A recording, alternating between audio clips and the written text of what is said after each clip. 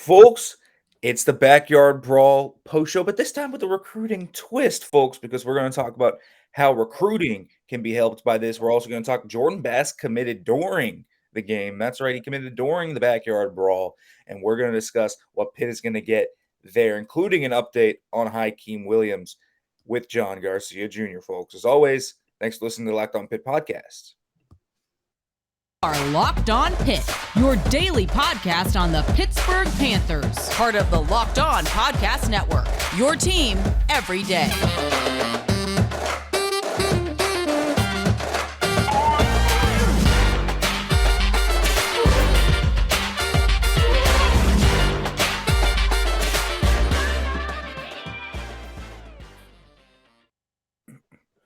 Folks, welcome to the Locked On Pitt podcast. And I know everyone's still on that fever high, if you will, from Pitt defeating West Virginia in the Backyard Brawl, and in what is one of the craziest games I think I have ever seen. Folks, I'd like to thank LinkedIn Jobs for being the official college football recruiting sponsor across the Locked On College Network. LinkedIn Jobs helps you find the candidates you want to talk to faster. Post your job for free at linkedin.com/lockedoncollege. Terms and conditions apply. Well, as always, when we talk recruiting, I always love to have John Garcia Jr. on, and he's the man in the business. And John, welcome to the show, man, again. Good to be on with you, and obviously, congratulations to your audience for a really great start to the 2022 season. I don't know, that went about as well as it could have possibly gone. Obviously, I'm sure your audience would prefer 38-0, but just the drama, the atmosphere, you got a commitment, and the belief in this version of Pitt, which feels different, by the way, is now kind of restored nationally, all in one 3-hour window. So, or maybe more than 3 hours because the game was dramatic window. So really, really fun to kick off the season that kind of way. So congratulations to all your listeners out there. Yeah, it has been a crazy few hours, days for Pitt fans. I know that, and Pitt players especially. We see all the trash talking going on between WVU and Pitt. This rivalry was just great. I can't believe we went 11 years without seeing the Backyard Brawl after what we saw last night. There was that hatred you saw. There was intensity. Everything about this game is what, to me, John, makes college football so great. It really is. These regional rivalries. And this was such a great game. Such a great game in that regard. Yeah, this was the reminder to everybody that this rivalry is real. And two, it's long-standing. It's not, a product of realignment on the other side of it, or just some kind of 5-10 year deal. This is, over a century of back and forth. Some of the storylines within the game reflected that. Every big hit, every sack, every tackle for loss, every first down, every touchdown was celebrated to the highest degree. The passion was there.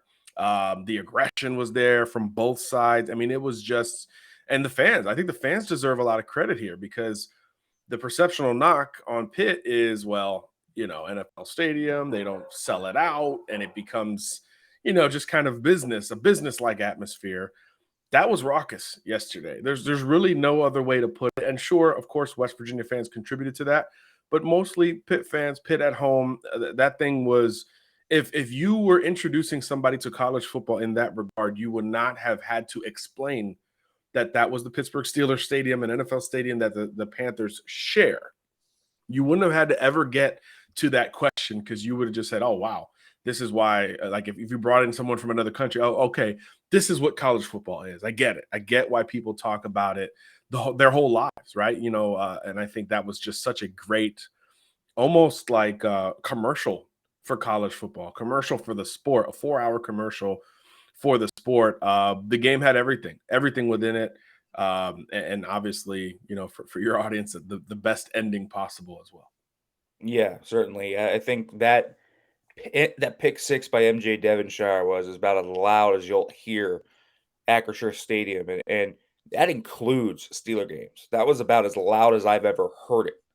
The only louder things I can think of was a similar pick six by Troy Polamalu back in the AFC Championship game against the Baltimore Ravens a while back. But that was as loud as a Pitt game has ever been. Penn State 2016 on the final pick there by Ryan Lewis to beat them in the first reiteration of that rivalry too was another one. But Yeah, this can game, we bring these back, please? What are we yeah, doing? I know exactly. TV contracts and conference badges and all that stuff. I mean, come on. Like Pitt needs to play Penn State and it needs to play West Virginia, maybe even more so every freaking year. Like I can't stand it. It happens everywhere, right? Texas doesn't play Texas A&M. Florida doesn't play Miami. Like what are we doing? I know the TV money's crazy, but there's so much resources. Like let's just figure that out. And let's do it at week one every year. Every year, week one for your biggest rival that isn't in your conference. Like line that up, sign me up, and let's go. Yeah, I think that that's a great idea. And again, this was so hyped up for Pitt. Like everyone wanted this to happen. Everyone wanted the backyard brawl to happen. Penn State would be a great game to have here too, right? Like everything about that. So like that is what college football is to me. I wish we had this every year. Now we are going to have the backyard brawl for most of the next decade, which is good news. But that Pitt Penn State rivalry, no idea when that's coming back or anything like that. Texas A&M, you don't know when some of those are coming back. So we'll see. But I do want to talk about this from a recruiting aspect. And we saw all the recruits that were here for Pitt today. Lamar Seymour came up from Miami for this one. We saw a bunch of local guys here, top local talent in 24-25 for Pitt was here. And then you obviously had the NFL and the Pitt legends that were here. You had James Conner, Kenny Pickett, Kyler Murray was here. There was a ton of different talent here. And what do you think if you're a local recruit this did for Pitt? Because this is Pitt's trying to reinvigorate that base in the WPIAL, and I can't think of a much better way to do it than what they just did last night. Yeah, because you did it at the state at Pittsburgh at home. You did it against your primary geographical recruiting and now on-field rival. You did it with an atmosphere that again goes against the perception. All the few teams that play in NFL stadiums, I think Temple, Miami, a couple other ones. That's the knock. Well, it's not your stadium, you're sharing it, and the passion isn't the same because it is not yours. Again, nobody would have guessed that if they didn't already know that on Thursday evening. So if we saw it through the television and the phone and the tablet screen, imagine being there for what you said is arguably the loudest or second loudest decibel level that you have experienced at that stadium. That says a ton to me. But you didn't have to be there to understand that it was loud, passionate, ebb and flowing, all the things that make college football great. And any counter argument to that perception of it not being the same at Pitt or Miami or whatever, this is now going to be the counterpoint, right? This is now going to be did you see the Backyard Brawl in 2022 to kick off the season? National prime time. It was the perfect setting. And I think the game flow was necessary. It needed to be that way to keep it up at this level for 4 hours almost. It was at that level for so very long. And I think that was very necessary in maintaining that energy. Obviously, the drama late absolutely helped, especially when the home team was down and pulls it out there at the end. This was the perfect atmosphere to remind folks that this isn't a one-year deal with Pitt, but more importantly, over the long haul, to reestablish that recruiting footprint and say, hey, local guys, this is what you can get if you come here. It's one thing to tell them, it's a whole nother galaxy to show them. And again, it didn't take much to show them yesterday. I guarantee you every single kid that was there was glad they made the trip, including those coming from afar like a Lamar Seymour. And I do want to talk more about the local guys, but first, folks, going to let you know about BetOnline because BetOnline.net is your number one source for all your pro and college football betting needs and sports information this season. Now, you don't want to bet on the Backyard Brawl anymore, but Tennessee is next week. Pitt's got another primetime That ABC won't be matchup. boring.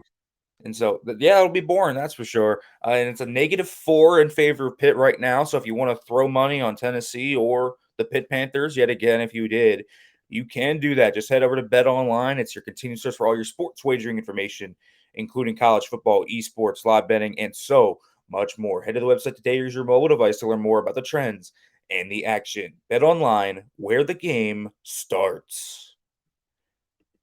Welcome back to the Locked On Pitt podcast, everybody. Talking Backyard Brawl with a little bit of a recruiting twist today with John Garcia Jr. And John, I want to talk about the WPIAL because you talked about how that could reinvigorate. Well, guess who caught that pick six? MJ Devonshire. He's a local kid. He is a local kid. What does that do? Because that Aliquippa connection, you've heard about the Quip to Pitt pipeline, Darrell Revis in that, of course. But that is a huge pipeline for Pitt in the past, and they've been trying to reinvigorate. Haven't had a ton of success there, but MJ Devonshire is the one guy that they have gotten, and he makes the play. A local kid being able to do that, how much does that help Pitt? Again, it's something that is always sold and told, but it's hard to match when it actually happens. There's nothing quite like that. And look, Pitt has to play this balancing act, right? We've talked about it a bunch on this show. You're going to recruit the entire Eastern Seaboard, all of ACC country, if you will. And now, because look, if you're a modern team that is avoiding the transfer portal, you ain't going to win. Now you're also bringing in players that you didn't even really recruit out of high school, like Keaton Slovis, your quarterback. So it's this balancing act of we're going to win and we're going to go get our guys to do it, but you have to always play the hometown card on top of that. So it's got to be kind of equally distributed. But again, when it is so visible, so clear, and so in your face, it has to hit a little bit closer to home. And again, if you're a local recruit who was there, which was obviously the majority of these kids, because it was a Thursday game, so hard for out-of-staters for the most part to get up there just logistically. You see that. And I think it was fitting that it was on the defensive side of the ball, because I think that, correct me if I'm wrong here, Nick, I think we see more talent on the defensive side of the ball in that area.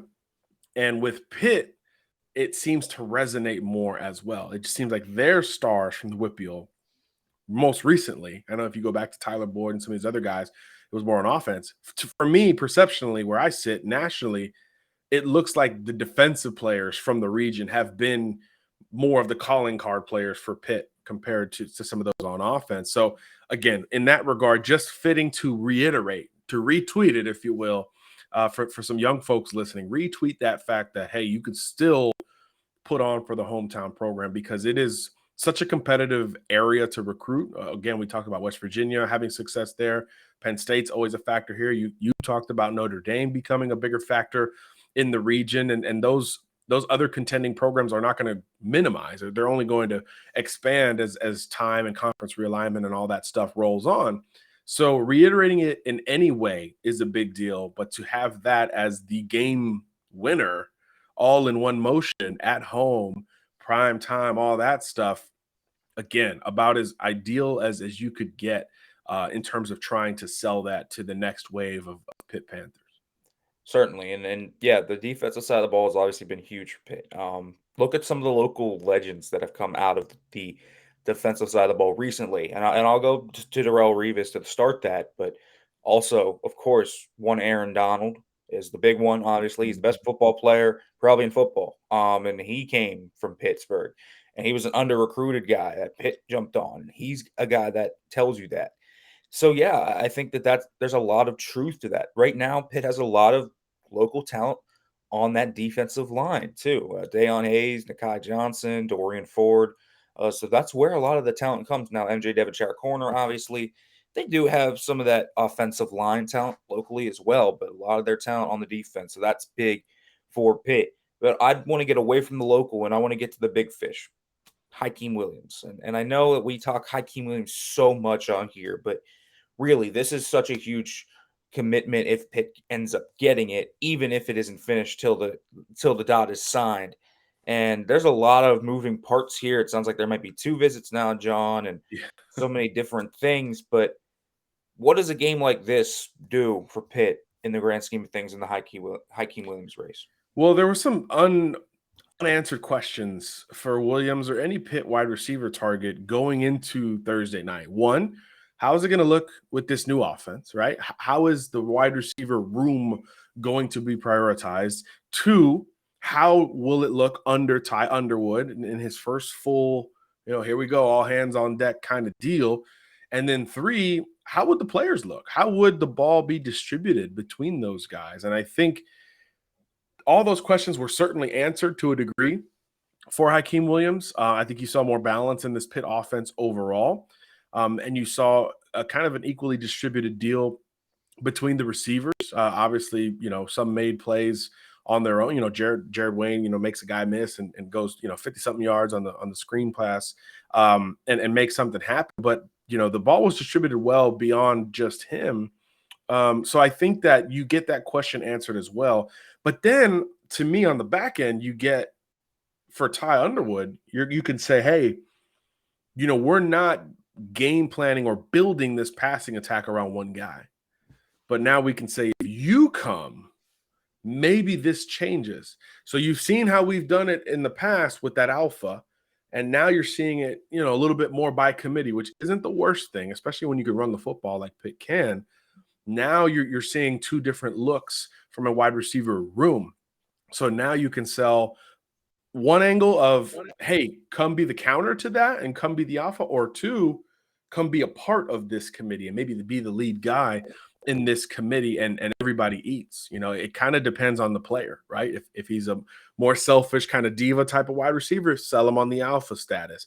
If he's more of I just want to win and play ball and be ready for the league, you sell him on the community status and the pro style approach that looks a little bit more reflective of NFL ball right now compared to sometimes last year where it looked like it was sandlot, air raid, we're just going to chuck it around kind of deal. So you can manipulate that into a message in either direction. But I think for Williams, beyond the receiver stuff, the stuff I talked about earlier is what hits the hardest. Because if you look at some of the schools in the mix, right? Texas A&M, Kyle Field, known for 100,000 people, being loud, 12th man, the chants, all that stuff, right?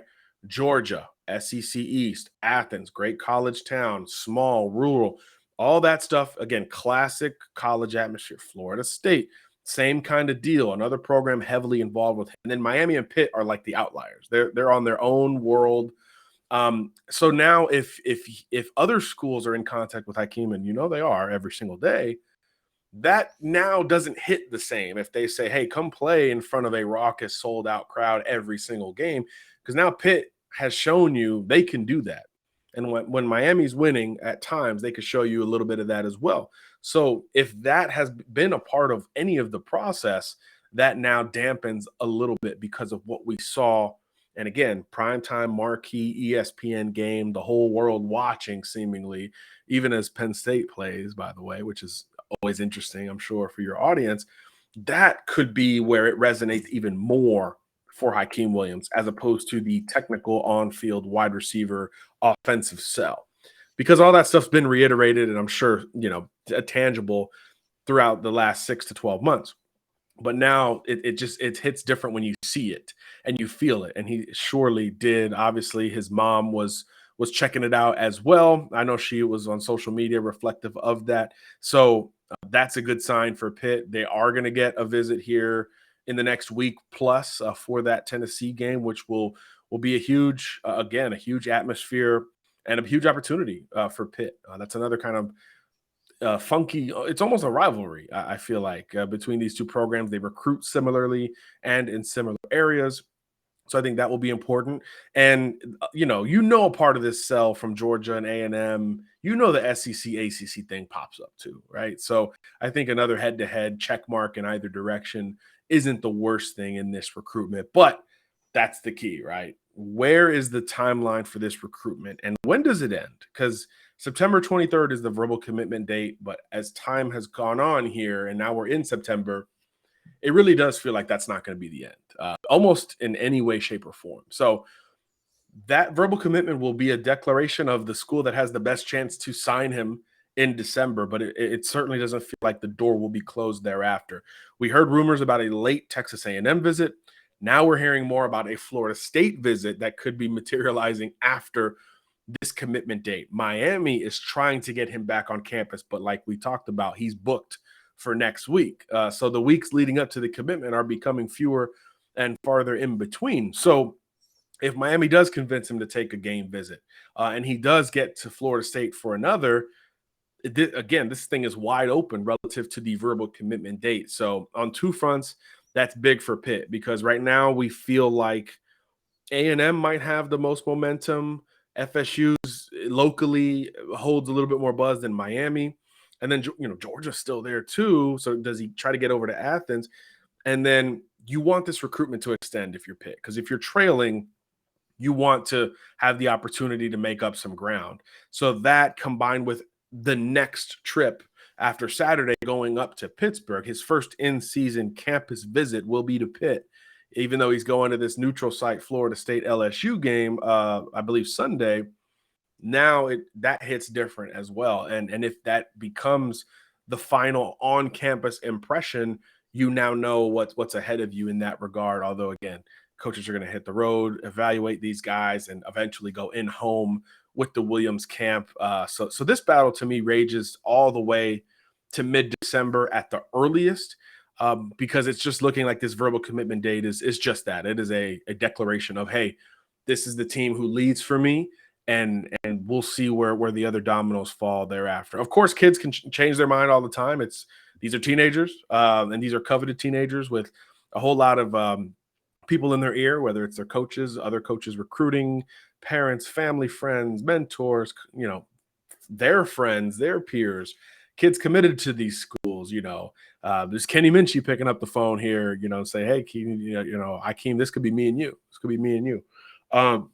They're hearing all these things, so they can change their mind at any given moment. So tangibly knowing you're getting a visit soon, following through and getting the trip after setting this national impression, I think is a really advantageous position to be in, though, again, it appears like there's so many twists and turns potentially remaining in this recruitment. Yeah, and it's going to be a crazy recruitment to watch. Who knows what happens here? But again, Pitt will have Hykeem Williams on campus for this Tennessee game. 3:30 ABC, should be a huge crowd yet again for Pitt. And if they win, Pitt has a very good chance to maybe catapult themselves all the way into the top 10, we talked about that factor as well. Maybe the in-season success and what Hykeem Williams is looking at there. That could also be big for Pitt if they end up, say, around the commitment date, end up being in the top 10 with some of these other schools and are stacking another good season together. But Pitt did get a commitment of their own last night. It was long awaited. This is one of the ghost commitments that we've had out there since June, actually. On the official visit trail, I think it was June 16th that a Pat Signal, which is a Pat Narduzzi tweet, put out, and we had that not answered. Well, now we have the answer of who it is. It's Jordan Bass from Virginia, and that was a weird time to announce it during the middle of the Backyard Brawl, but it was after his first high school game of his senior year, so that's what that explanation was. And Pitt has another linebacker now, and I know that the Pitt staff is super excited about Jordan Bass. They think he's legit. You got to. We just talked about Pitt offensively last year versus this year. Imagine playing defense against the Kenny Pickett-led Pitt Panthers, right? What kind of linebackers do you need? You need guys who are amazingly comfortable in space, whether it's rushing the passer, coverage, or a combination of the two. And that's exactly what Jordan Bass is. So much so that he might be a safety. He might be a hybrid. He might just be a defensive player or a football player that you're just like, hey, come to camp. We'll see how big you are, and we'll work you out at position A. And if it doesn't feel right, you can go to position B and figure it out from there. That is the modern linebacker, because most of these offenses are pushing towards that direction more so than a ground and pound approach. So while Jordan is certainly comfortable running sideline to sideline, finishing at the contact point, all those things, he is most comfortable seemingly in space, floating in those underneath zones, playing a little bit of a robber or a rover at the high point, or even backpedaling and playing half the field. We have seen him play at the second or third level, just about anywhere you can ask an athletic specimen to play. So when you're doing that at 6'3", 205, 210, or whatever he is at this moment, it hits a little bit harder, because that's where you want your linebackers to be as seniors in high school, because then they get to Pitt, they put on another 10 to 15 pounds. Now you're 225. And if you can maintain that athleticism and still hold value from a coverage standpoint, you're not coming off the field. And that's as ideal as it gets on the defensive side of the ball, right? These offenses are going faster and faster nowadays. They don't want to change personnel, so they don't give you an opportunity to do the same. So the players who can do the most individually are going to have the benefit of the doubt and crack the two deep sooner than those who are pigeonholed into one position. So I think in that regard, Jordan Bass is a very, very important get for this Pitt roster, because it's like it's got a whole secondary verbally committed. It's working on some pass rushers, right? There's a couple edge players that are now on board. So you got to fill out the rest. So interior defensive line and second level players who can be 3-down types. So Jordan Bass is about as ideal a get from a timing perspective as you could have hoped for as well. Really smart, athletic, space first 3-down linebacker. And that's for just about any team in the country. That's just about what the doctor ordered when you're looking for players at the position. So, and he plays great competition from Phoebus High School in Virginia, 757, all that stuff. So that's exactly what you want, especially when you go outside of your own footprint. That's another area and state where Pitt is kind of always prevalent, right? So to get on board in Virginia in this cycle, I think is important, because that's a state where we're starting to see always great talent, but we're starting to see people really jump into it, because Virginia Tech just changed coaching staffs. Maryland, is not a force. No disrespect to them in the Big Ten under Mike Loxley. It just seems like the DMV in general is just kind of open. It's an open season for programs to capitalize on success. So why not Pitt? Yeah, and Pitt has jumped in there in the past 2 years. Rodney Hammond, who you saw put up a big year last year and then come out to that game against West Virginia and have a great game, is a 757 guy. That's one of the guys that Pitt has gone into Virginia and gotten. And obviously, He the made some fruits. fans on Thursday night. My Oh, gosh. He the he he has a whole new group of fandom nationally, I would say. He does, and you saw him pulling defenders into the end zone for touchdowns, and really for a while there, quite honestly, he was the reason Pitt was in that game after some of the sloppy play. But what a pull out of 757. They hope Jordan Bass can be a similar type of guy. Their linebacking recruiting class is going to be Rasheem Biles, Braylon Lovelace, and Jordan Bass. Not too bad of a haul, if I don't say so myself. John, as always, thanks for coming on, man. Tell them where they can follow you, read your stuff, all that great stuff. Yeah, we got some fresh class rankings dropping now that we're in September, coming next week at si.com. So check us out and on social media there as well, John Garcia _JR. Folks, as always, thanks for listening. As we ended here, always, hail to Pitt.